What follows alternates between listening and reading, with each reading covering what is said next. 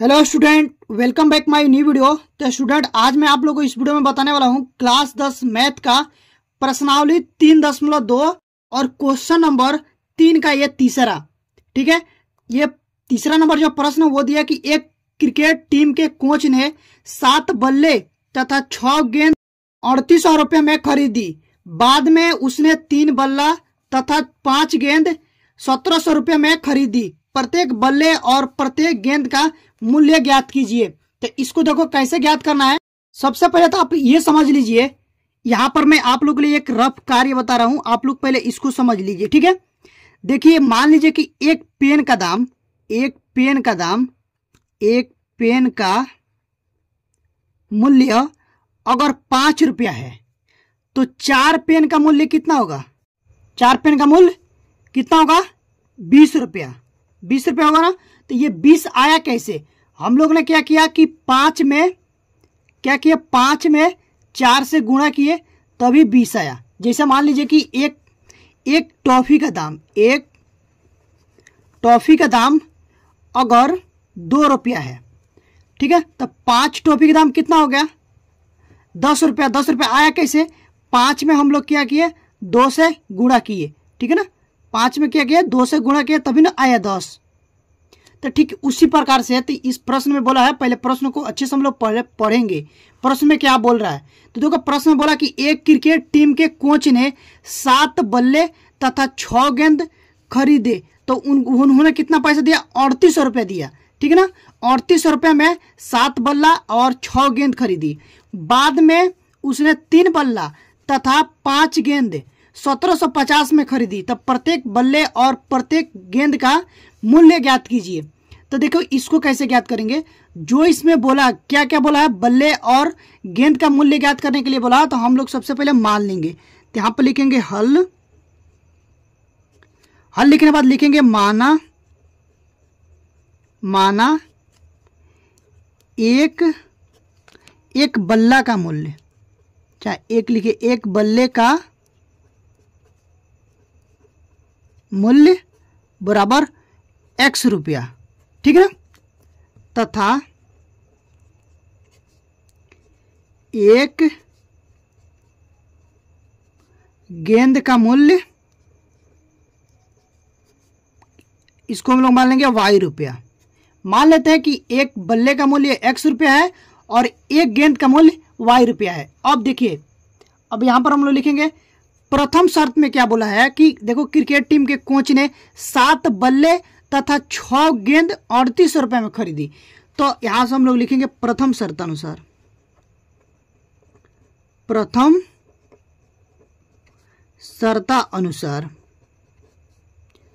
तो प्रथम शर्त में यह बोला गया है कि 7 बल्ला प्लस 6 गेंद जब कोच ने खरीदा था कितना पैसा दिया? 3800 रुपया, 3800 रुपया। ठीक है ना। अब देखिए, अभी मैं बताया कि एक बल्ला का मूल्य ऐसे लिख देते हैं बल्ला। एक बल्ला का मूल्य मान लो 5 रुपया है। ठीक है ना, तो 3 बल्ला का मूल्य कितना होगा? तो इसमें क्या करेंगे? 5 से 3 में गुणा करेंगे, कितना आएगा? 15 आएगा। 5 तिहाई 15 रुपये हो जाएगा। तो ठीक उसी प्रकार मैं एग्जाम्पल आप लोगों को समझाने के लिए ऐसा बता रहा हूं। ठीक है ना, तो देखिए यहां से हो जाएगा। तो मान लीजिए कि एक बल्ला का मूल्य यानी कि 7 बल्ला का मूल्य कितना रुपया हो जाएगा? 7x, क्योंकि एक बल्ला का मूल्य x रुपया है तो 7 बल्ला का मूल्य कितना हो जाएगा? 7x। यहां से हो जाएगा 7x प्लस एक गेंद का मूल्य y रुपया है तो 6 गेंद का मूल्य कितना हो जाएगा? 6y। कैसे? हम इसमें 6 में y से गुणा करेंगे तो ये आ जाएगा 6y।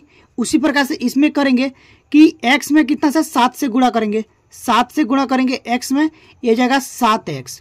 ठीक है ना, आई होप कि आप लोग को समझ में आ रहा होगा। ठीक है ना, तो यहां से लिखेंगे 6y बराबर हो जाएगा यहाँ पर 3800। इसको हम लोग क्या करेंगे? मान लेंगे समीकरण नंबर 1। अब देखिए, अब चलेंगे द्वितीय शर्तानुसार। यहां से लिखेंगे द्वितीय शर्तानुसार,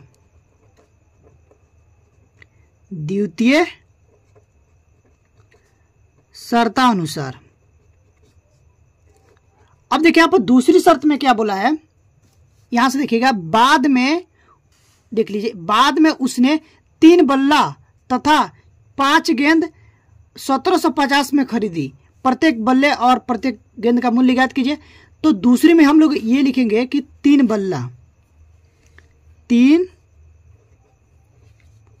बल्ला प्लस 5 गेंद कोच ने खरीदे, तो कितना पैसे दिए, 1750 रुपया। ठीक है, तो ये भी हो जाएगा आप लोग यहाँ पर 3x और प्लस 5y बराबर 1750, इसको मान लेंगे समीकरण नंबर 2। अब देखिए, अब प्रश्न में बोला कि प्रतिस्थापन विधि से हल कीजिए। तो प्रतिस्थापन विधि से देखो कैसे हल करेंगे। सबसे पहले हम लोग क्या करेंगे, एक समीकरण लेंगे, एक समीकरण से पहले x का मान ज्ञात करेंगे और x का मान उठा करके अगले वाले समीकरण, यानी कि मान लीजिए कि समीकरण 1 से निकाले हैं तो समीकरण 2 में रख देंगे, अगर 2 से निकालते हैं तो 1 में रख देंगे। ठीक है ना। तो चलिए मैं आप लोगों को समीकरण 1 से निकाल के बता रहा हूं। यहां से लिखेंगे प्रतिस्थापन विधि से, प्रतिस्थापन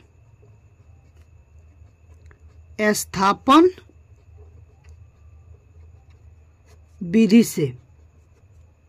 ठीक है, अब यहां पर लिख लेंगे, प्रतिस्थापन विधि लगा रहे हैं तो प्रतिस्थापन विधि से। ठीक है ना। अब उसके बाद देखिए यहां पर लिखेंगे समीकरण 1 से, क्या लिखेंगे, समीकरण 1 से। तो समीकरण 1 है 7x प्लस 6y बराबर 3800। ठीक है ना। तो यहां से हो जाएगा 7x बराबर, अब यहां पर देखो ये जो 6y है ना, तो इसको इस साइड ले जाएंगे, बराबर के इस साइड ले जाएंगे ना, तो इधर प्लस में है, इधर क्या हो जाएगा, माइनस में हो जाएगा। तो यहां से हो जाएगा 3800 माइनस 6y। ठीक है ना। अब देखिए यहां पर जो 7 इधर क्या है, गुणे में है, इधर क्या हो जाएगा, भगे में हो जाएगा। तो यहां से हो जाएगा x बराबर 3800 माइनस 6y और यहां से हो जाएगा बटे में 7। इसको हम लोग क्या मान लेंगे, समीकरण नंबर 3। ठीक है ना। अब देखिए क्या करेंगे, यहां पर लिखेंगे x का मान समीकरण नंबर 2 में रखने पर। ठीक है ना। अब देखिए 2 में क्यों रख रहे हैं, क्योंकि यहां पर देखिए जो x का मान निकाले हैं ना, वो समीकरण 1 से निकाले हैं, इसलिए x का मान समीकरण 2 में रखेंगे। अगर x का मान 2 से निकाले होते ना, तो उसको हम लोग क्या करते, 1 में रखते। ठीक है ना।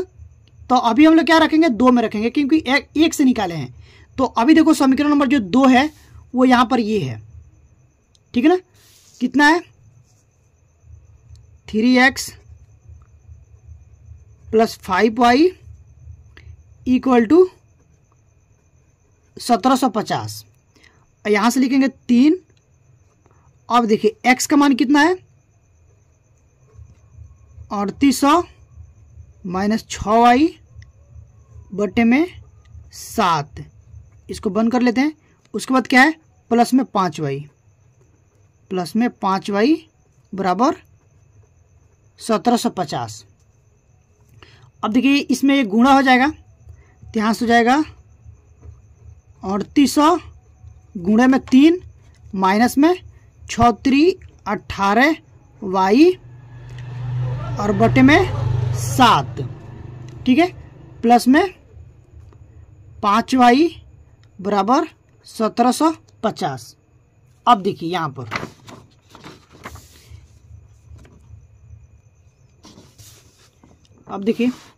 यहाँ से हो जाएगा आप लोग का 3800 गुणे में 3। अभी इसको गुणा नहीं करा रहे हैं, क्योंकि जब हम लोग इसको काटेंगे ना तो इजीली काट सकते हैं, तो अभी आप लोग गुणा मत कराइए इसमें, बस इसको गुणा कराइए। ठीक है ना। माइनस में 18y बटा 7 प्लस में 5y बराबर 1750। अब देखिए पहले इसको हल करते हैं। यहाँ पर 5y पर कुछ नहीं तो 1 लिख लेते हैं और ये 7 लॉसअप आ जाएगा। ठीक है ना। ये ऊपर जितना है उतना ही लिख देंगे। तो यहाँ से हो जाएगा 3800 गुणे में 3 माइनस में 18y ठीक है।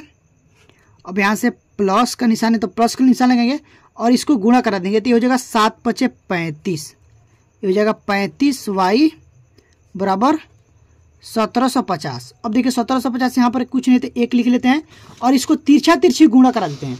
जब हम लोग इसका तिरछा तिरछी गुणा कराएंगे ना तो यहाँ से देखिए क्या हो जाएगा, ये इसमें गुणा होगा 1 से तो इतना ही रहेगा, तो ये हो जाएगा 3800 × 3 minus 18y plus 35y equal to 1750 × 7।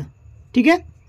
अब देखिए जब 35y में से जब 18y को घटाएंगे, यहाँ से घटा लीजिए, देखिए यहाँ से 35y माइनस करेंगे 18y, ठीक है ना। तो देखो 15 में से 8 गया, 8 × 7 = 15 और यहाँ से 2 बचा 1 हो गया, तो ये हो जाएगा 17y, ठीक है ना। तो ये प्लस में से घट रहा है तो यहाँ से हो जाएगा, पहले लिख लेंगे 3800 × 3 और प्लस 17y बराबर, अब देखिए क्या करेंगे, यहाँ पर इसमें गुणा करा लेंगे। अब देखिए गुणा करेंगे तो 7 0 0 हो जाएगा, यहाँ पर 7 × 5 = 35, 35 का 5 हाथ में आया 3, 7 × 7 = 49, 49 और 3 हो जाएगा 52, 52 का 2 हाथ में आया 5, 7 × 7 7 5 12, ये हो कितना हो गया 12,250, ठीक है ना। अब इसके साथ ही इसको भी गुणा करा लेते हैं तो ये हो जाएगा यहाँ पर 3 0 0 3 0 0 8 3 की 24 का 4 हाथ में आया 2, 3 3 की 9 और 9 और 2 11, ये हो गया 11,400 प्लस में 17y बराबर हो जाएगा 12,250। अब देखिए यहाँ पर 17y को यहाँ पहले 17y लिख लेते हैं, उसके बाद देखिए यहाँ पर है 12,250 और ये 11,400 इधर प्लस में, इधर क्या हो जाएगा माइनस में हो जाएगा, तो हो जाएगा 11,400। अब देखिए इसको घटा लेंगे तो इसको हम लोग घटाते हैं, देखो यहाँ से लिखेंगे 12,250 और यहाँ से लिखेंगे 11,400, ठीक है। 0 में से 0 गया 0, 5 में से 0 गया 5, ठीक है ना। 2 में से 4 नहीं जाएगा तो इसमें से हासिल लेंगे तो हो जाएगा 12, 12 में से 4 गया 8, ठीक है। यहाँ से कितना बचा 11, 11 बचा, 11 से 11 कट जाएगा, ठीक है। कितना बचा 850, तो यहाँ से हो जाएगा 17y बराबर 850। अब देखिए यहाँ पर देखो ये 17 गुणे में, इधर क्या हो जाएगा भगे में हो जाएगा, तो y बराबर हो जाएगा यहाँ पर 850/17, इसको काटेंगे, ये देखो 17 × 17 17 × 5 = 85, ठीक है ना। तो ये y का जो मान आ गया वो आ गया 50, y का मान आ गया 50, इसको डब्बे में बंद कर लेते हैं। अब देखिए क्या करेंगे, y का मान उठा करके समीकरण नंबर 3 में रख देंगे। यहाँ पर देखिए समीकरण नंबर जो 3 है तो यहाँ से x का मान निकल जाएगा, तो हम यहाँ पर लिखते हैं y का मान